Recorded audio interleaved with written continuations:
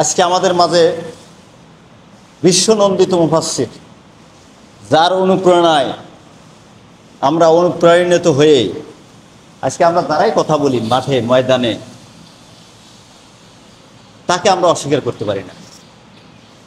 তার কাছ থেকে আমরা যেটুকু শিখেছি, যেটুকু তাফসির আমরা করি, যেটুকু কথা বলি, সম্পূর্ণ সাইদি সাহেবের অনুকরণে আমরা করি। আজ তার অনুকরণ করে গোটা বিশ্বে আমাদের বাংলাদেশের অনেকেই অনেক নাম করা বক্তা হয়ে গেছে। আমি সাইদি সাহেবের স্মৃতি, ওই যে আমার ভাই মাসুদ একটা কথা বলছেন, সাইদি সাহেবকে যখন জেলের মধ্যে ছিল তখন উনি একটা ওয়াজ বাজাচ্ছিলেন। তা আমি সাহেব মাসুদকে বললাম, তুমি ওয়াজটা বন্ধ করো। তা মাসুদ মনে করছে যে সাইদির ওয়াজ শুনে না, এই আবার কি, প্রথম মন খারাপ করছে। আমরা শোনো, সাইদি সাহেবের ওয়াজ যখন বাজায় তখন আমার হার্ট অ্যাটাক হতে লাগে, দম বন্ধ হয়ে আসে, সাইদির কোনো কথা আমি শুনতে পারি না। এই মানুষটা সারা জীবন দেখেন যে কয়টা কথা বলে গেছেন।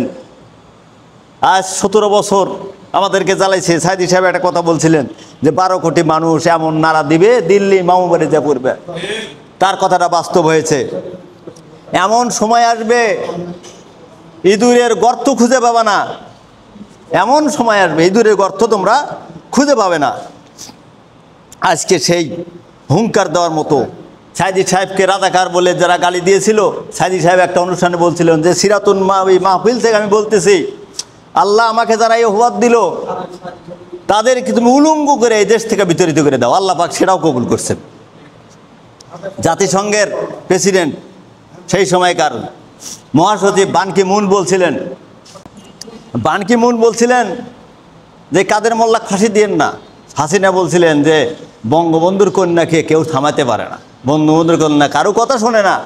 সে আমাদের জামাতের বড় বড় নেতা সহ বিশ্ব সর্বশ্রেষ্ঠ মুফাসসির আল্লামা দেলোয়ার হোসেন সাইদি সহ সবাইকে যারা ফাঁসি দিয়ে চলে গেল, আজকে পৃথিবীতে তারা নাই। অহংকারকে আল্লাহ দূরীভূত করে দিছে।